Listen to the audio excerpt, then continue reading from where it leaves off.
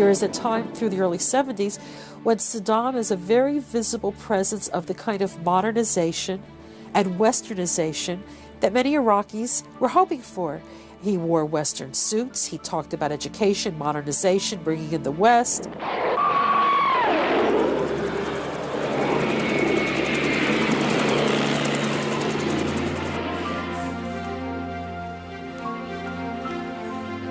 Saddam's basic plan when he assumed power in Iraq could not be faulted. Saddam wanted to drag Iraq into the 20th century, probably by its hair, screaming. The difference between him and other people was in the fact that Saddam was willing to sacrifice half of the population of Iraq to do that, and the others weren't. Terror and benevolence. Saddam Hussein willingly exploited both facets of his image. Surrounded by his bodyguards, he created set pieces for the complacent eye of official cameras.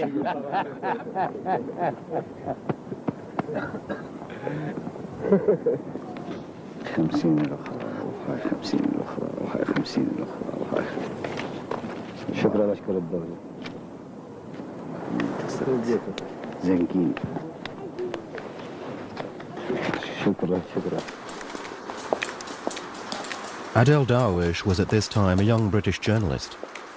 He was covering a cultural festival in Baghdad and met the man known as Mr. Deputy. One of the films actually were shown in the festival was Godfather Part 1, the film about the mafia. And I think the large part of the topic of conversation was about the film, Godfather Part 1, and Saddam's own explanation and own interpretation of the events of this film. And that didn't really make sense to me until almost 20, 25 years later, looking through his events and the way he dealt with political events, with his political opponents, and indeed with his own family. Faced with a character who was equally tyrannical and pragmatic, Washington was at a loss as to what to do. At least superficially, it looks like we floated back and forth. Iraq did not fall under the two identifications they understand. It wasn't a friend. Iraq was not a friend. There was no trust. And it wasn't an enemy. It wasn't a foe. But then the unexpected happened. January 1979, the Shah of Iran was deposed. He was Washington's staunchest ally in the Gulf. الشعب الإيراني تحرك في ثورته وحصلت المفاجأة أن هذه الثورة استقطبت الملايين. Ayatollah Khomeini, who took power, was a Shiite fundamentalist, and his preaching rallied the poor and oppressed. وقف النظام صدام حسين مذعورا جدا من هذه الحركة لأنه توقع أن تنتقل فورا إلى العراق، وهذا صحيح. هي كانت مرشحة للانتقال السريع إلى العراق. America too was afraid, for oil and for Israel. The Tehran revolutionaries targeted American interests. Khomeini had succeeded in bringing Saddam and Washington together.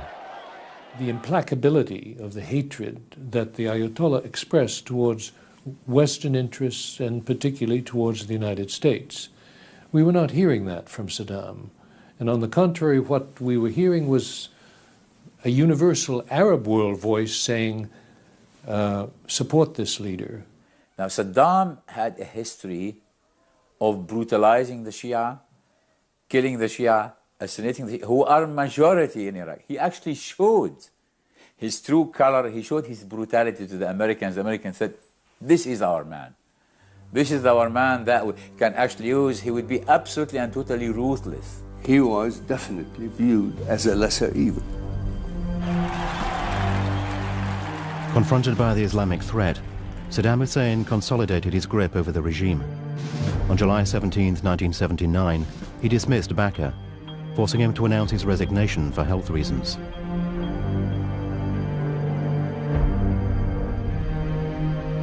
Five days later, he waged brutal and spectacular purges against 19 supposed conspirators within the Ba'ath Party. Saddam was seized by paranoia.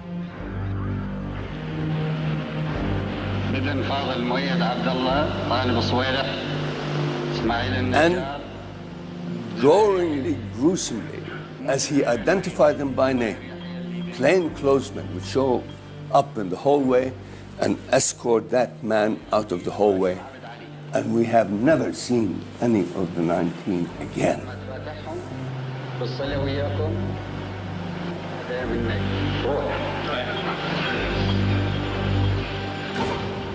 It was the Iraqi night of the long knives. At the age of 40, Saddam had achieved his objective. He was sole master of Iraq. But he didn't stop there.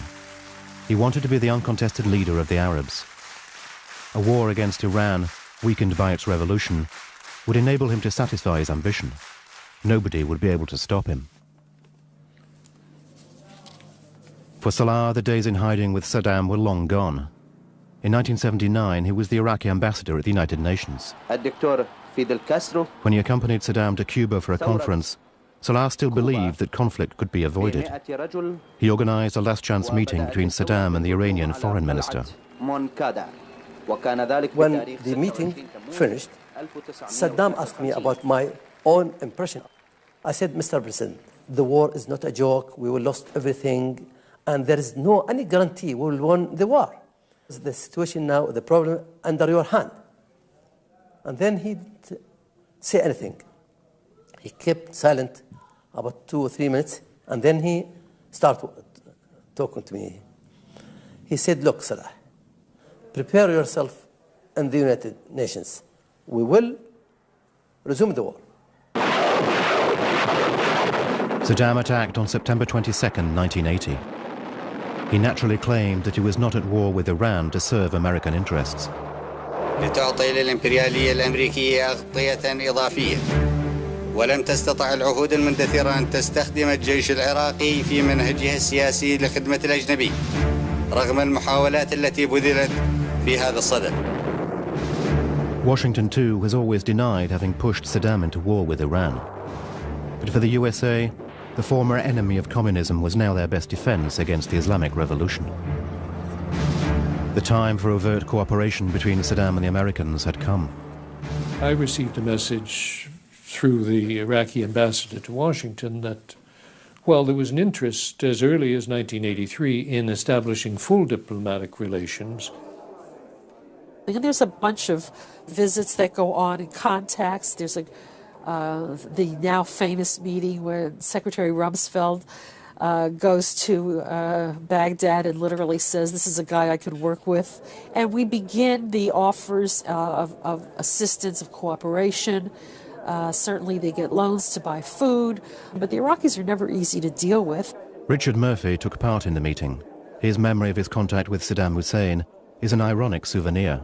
One of the quotes I can pull back from my own memory of that was Saddam making a joke which went along this line, that America's attitude towards the third world is like the attitude of an Iraqi peasant when he takes a new bride. 3 days of tea and honey and then off to the fields to work like a serf for the rest of their life. Richard Murphy merely smiled. At that time, America was supplying Iraq with satellite pictures, military information and loans. The Reagan administration even allowed Saddam to purchase the ingredients for weapons of mass destruction in the US. The blueprints of chemical factories were actually supplied by sort of subcontractors from American companies to help the Iraqis build their own chemical weapons. Now, chemical weapons are quite interesting, really, because the law stops you supplying the chemical weapons, but you can get away with it by supplying the actual plans. And this, unbelievably, is the blueprint for a whole chemical warfare plant that was provided to the Iraqis by an American company with the knowledge and approval of the United States.